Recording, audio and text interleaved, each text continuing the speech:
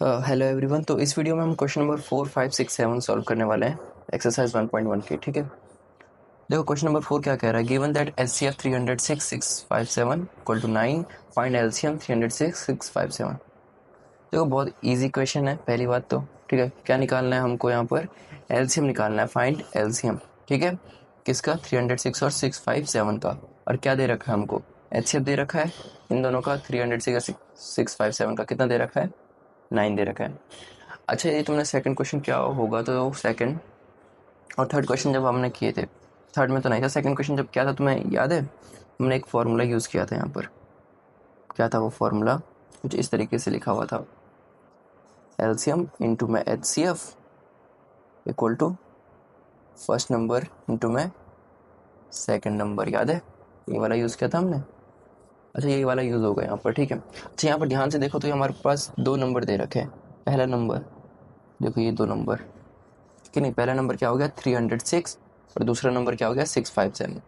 पहला नंबर हो गया तुम्हारे पास 306 और दूसरा नंबर क्या हो गया? सेकंड लिखा हुआ है। ठीक है, 657। दूसरी चीज़ हमको क्या पता है यहाँ पर? एचसीएफ, इन दोनों का एचसीएफ पता है हमको, कितना है? 9 है। तो एचसीएफ तुम यहाँ पर नोट कर लोगे 9। और क्या निकालना है? एलसीएम निकालना है। एलसीएम तुमको निकालना है। एक्स भी ले सकते हो एलसीएम की जगह, नहीं पता तो कोई नहीं, इसको छोड़ सकते हो। देखो ये है हमारे पास फॉर्मूला, यहाँ पर हम इसको वैल्यू रख देंगे बस, सिंपल से। एलसीएम हमको पता नहीं है तो एलसीएम डिट्टो नीचे उतार देंगे। एचसीएफ कितना दे रखा है? 9 दे रखा है। फर्स्ट नंबर क्या दे रखा है तुमको? 306 लिख दो यहाँ पर।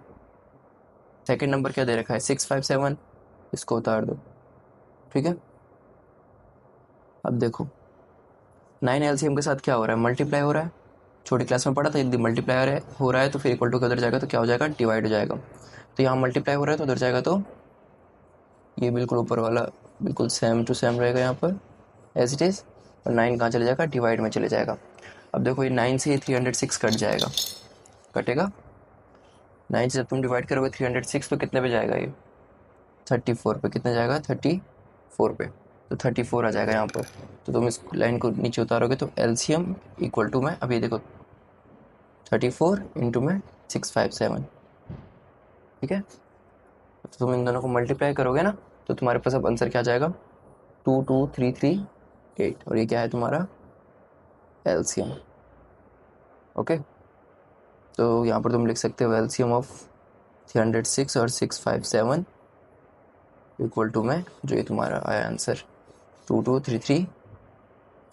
अच्छा, ये वाला तुम्हें दिखाना है। ठीक है, पेपर में यदि क्वेश्चन आ गया तो तुम्हें ये शो करना पड़ेगा। ओके, देखो नेक्स्ट क्वेश्चन क्या कह रहा है अपने पास। Check whether 6n can end with the digit 0 for any natural number n। देखो 6n मतलब, ध्यान से देखना। ठीक है, ये वाला क्वेश्चन थोड़ा सा ध्यान से समझना तुम लोगों ने। क्या करना है देखो, ये कह रहा है 6n यदि मैं लेता हूँ, मान लो ये n ना नेचुरल नंबर तुम लोगों ने पढ़ रखा है। क्या होता है? 1 2 1 से शुरू होता है ना। तो इसकी जगह मैं कोई नेचुरल नंबर रखता हूँ, जैसे 1।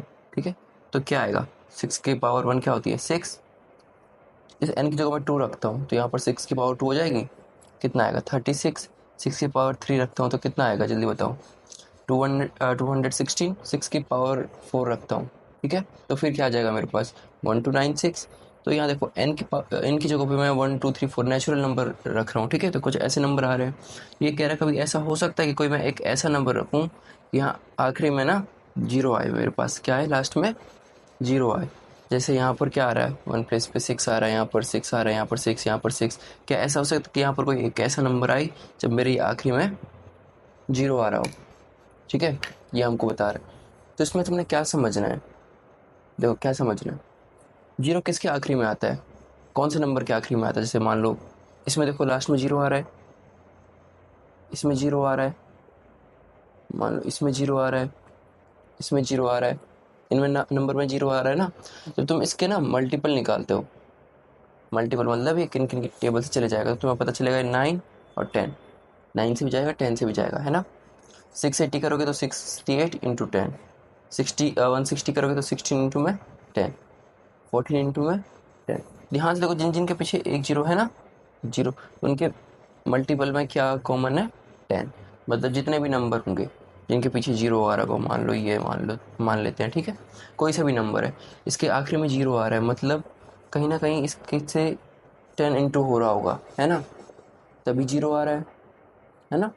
और 10 का मतलब जब मैं इसका प्राइम फैक्टर निकालूंगा ना, तो मेरे पास 10 की जगह क्या आएगा, 2 इंटू में 5 आएगा, मतलब 2 इंटू 5 तो आएगा ही आएगा इन सब के उसमें, क्योंकि 10 का जब हम प्राइम फैक्टर निकालेंगे तो क्या मिलता है हमको, 2 इंटू 5 मिलता है, मतलब 2 इंटू 5 तो होना ही चाहिए। तो जब भी मैं इनका निकालता हूँ, जैसे मान लो 20, ठीक है, 20 का भी तुम निकालोगे तो तुम्हें 2 और 5 तो मिलेगा ही मिलेगा। देखो 2 10 जा, फिर 2 5 जा 10, 5 2 और 5 तो मिलेगा ही मिलेगा, है कि नहीं, 2 और 5 तो मिलेगा ही मिलेगा। तो 2 और 5, एक 2 और एक 5 तो कॉमन होगा ही होगा हर एक में। तो यहाँ पर भी यदि 6 के उसमें 2 और 5 हो जाए, है कि नहीं, तो फिर 6 के,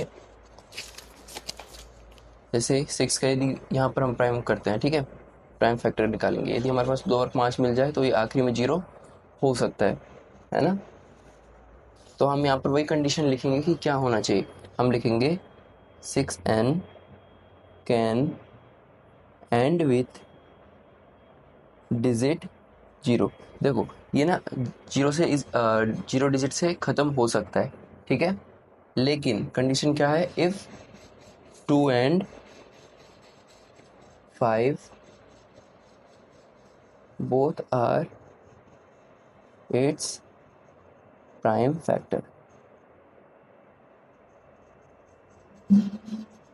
मतलब 2 और 5 इसके प्राइम फैक्टर होने चाहिए, तभी ये कंडीशन हो पाएगी भाई, तभी लास्ट में क्या आ पाएगा, जीरो, क्योंकि 2 और 5 तो होना चाहिए।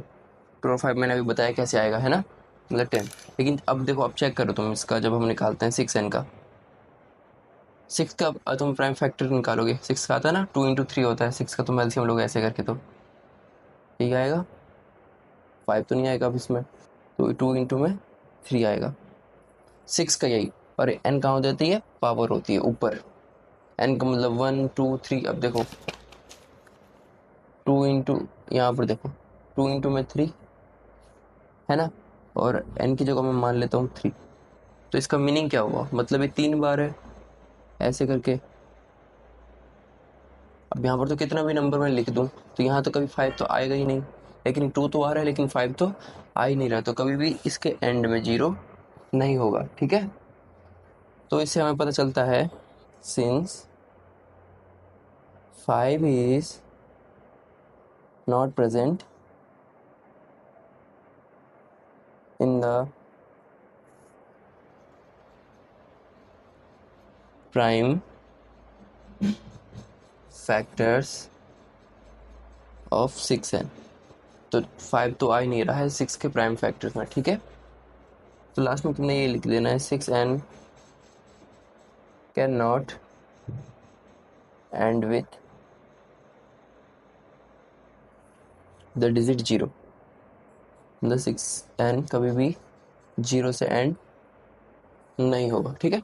इतना ही था ये क्वेश्चन, थोड़ा ध्यान से करना है इस क्वेश्चन को, ठीक है। क्वेश्चन नंबर 6 में तुम्हें एक्सप्लेन करना है कि ये वाला और ये नंबर कंपोजिट क्यों है, ठीक है। तो तुम्हें पहली बात तो कंपोजिट नंबर पता होना चाहिए कौन से होते हैं कंपोजिट नंबर। देखो जैसे 18 है, ठीक है, 18 का तुम प्राइम फैक्टर निकालते हो, यही आता है कि नहीं। तो 18 का जब तुम निकालते हो 2 इंटू में 3 इंटू में 3 आता है, और 1 तुम खुद से लगा सकते हो। तो यहाँ पर देखो 2 से ज़्यादा नंबर आ रहे हैं, है कि नहीं। वहीं यदि मैं 2 का करता हूँ तो बस ख़त्म, है ना, 2 और 1 ही आएगा, है ना। तो यहाँ पर 2 से जिनके ज़्यादा होते हैं ना, ये इनको बोलते हैं कंपोजिट, और जिनके 2 तक ही होते हैं उनको बोलते हैं प्राइम। प्राइम में कौन कौन से, 3 किसी के टेबल से नहीं जाता है ना, 1 से जाएगा और सिर्फ खुद के उससे जाएगा। 5 देखो खुद से जाएगा बस। तो ये होते हैं हमारे प्राइम नंबर। और कंपोजिट जो अपने से भी जा रहा है, किसी और नंबर से भी जा रहा है, जैसे 6 मान लो, 2 हो गया, 3 हो गया, 1 हो गया, और खुद 6 से भी चले जाएंगे, है ना। तो 6 कैसा नंबर हो गया, कंपोजिट नंबर हो गया। तो यहाँ पर ये देखो जो हमको दे रखा है ना नंबर, पूछ रहा है कंपोजिट क्यों है, तो हम इसको पहले सॉल्व कर लेंगे। देखो ये प्लस यहाँ पर तक देखो मल्टीप्लाई में है और यहाँ पर ये प्लस के बाद 13 है। ओके, इसको हम अलग अलग इक्वेशन करके पढ़ते हैं। वैसे देखो इसको कैसे करेंगे, सबसे पहले ना तुम इसमें से 13 कॉमन ले लोगे, कॉमन मतलब बाहर निकाल दोगे और जहाँ पर 13 है वहाँ पर 1 रखोगे। देखो जब कॉमन निकालेंगे तो ब्रैकेट लगाएंगे हम हमेशा। 13 कॉमन निकाला है इसमें से भी और इससे, तो 7 इंटू में 11 इंटू सब वैसे ही रहेगा, बस 13 जो हमने बाहर निकाला यहाँ पर क्या रहेगा 1 और यहाँ पर 1 और इसको बंद कर दो। ठीक है, इसको तुम सॉल्व करते हो तो कितना आएगा 13, 7 इंटू 11 77 इंटू 177 प्लस में 1। ठीक है, 13 इंटू में 78। ओके, अब 78 का ना तुम यहाँ पर से प्राइम फैक्टर निकाल लो। किससे जाएगा, 2 से चले जाएगा, यहाँ पर 39, 3 से चले जाएगा, फिर इसके बाद 13 से। तो देखो इसके क्या है 78 का, ये 13 तो ऐसे ही रहेगा यहाँ पर इंटू, और ये क्या है 2 इंटू 3 इंटू में 13, लेकिन इसके प्राइम फैक्टर हो गए हमारे पास। अब देखो यहाँ पर कितने हो गए 1 2 3 4 और 1 भी हो सकता है, तो यहाँ पर 2 से ज़्यादा है ना, इसलिए कंपोजिट है। अब सेकंड देखो, इसमें सेकंड क्वेश्चन क्या पूछ रहा है, एक और क्वेश्चन दे रखा है, वो क्या है 7 इंटू में 6 इंटू में 5 इंटू 4 इंटू में 3 इंटू में 2 इंटू में 1 प्लस में 5। यहाँ पर सबसे ज़्यादा कौन सा दे रखा है 5।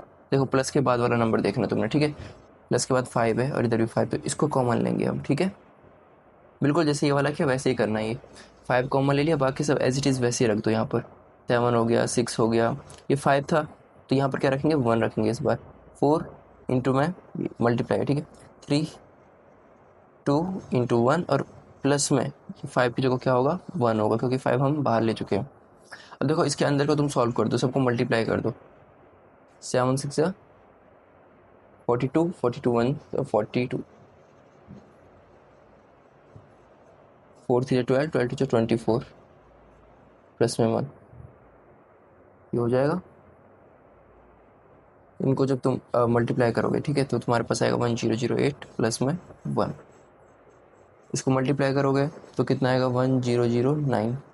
1009 देखो ये खुद देखना प्राइम नंबर है, ठीक है, तो ना ये 2 से जाएगा, 3 से जाएगा, ना 5 से जाएगा। ओके, तो इसको हमको इसी से डालना पड़ेगा, इसी से 1 पे जाएगा, तो हमारे पास क्या आएगा 1009। अब यहाँ पर 2 हो गए, अब एक वो तो 1 तो तुम खुद से लिख सकते हो, है ना, तो यहाँ पर भी देखो 2 से ज़्यादा हो गए कैसे करके, है ना, तो ये क्या हो गया कंपोजिट नंबर। तो तुम्हें नीचे लाइन थोड़ा सा तुम इस तरीके से लिख देना, because both these number has more than 2 factors, क्योंकि इनके पास 2 से ज़्यादा फैक्टर बन रहे हैं दोनों में, है ना। देयरफॉर जिसकी वजह से ये नंबर कैसे है कंपोजिट है, दीज आर कंपोजिट। अच्छा लिखना पड़ेगा तुम्हें, पेपर में आएगा तो ऐसी लाइन तुमने ना लिखनी है, तभी बोर्ड में तुम्हारे अच्छे मार्क्स आएंगे। ओके, अच्छा कुछ समझ में नहीं आ रहा हो, कोई स्टेप तुम्हें समझ ना आ रहा हो तो मेरे को बताना कमेंट में, ठीक है।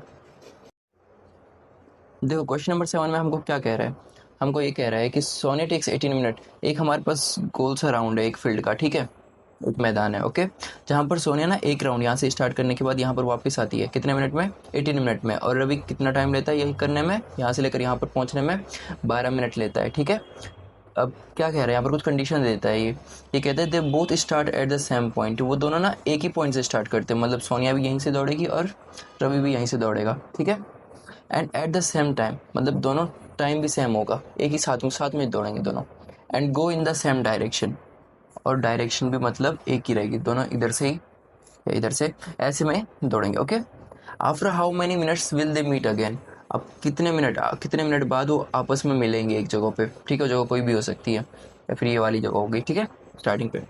तो कैसे पता चलेगा हमको, अब देखो ध्यान से, तुम्हें पता चला होगा कि यहाँ पर जो सोनिया है वो तो 18 मिनट ले रही है ना, और रवि कितना मिनट ले रहा है 12 मिनट ले रहा है, तो मतलब रवि आगे रहेगा, सोनिया पीछे से दौड़ेगी, है ना।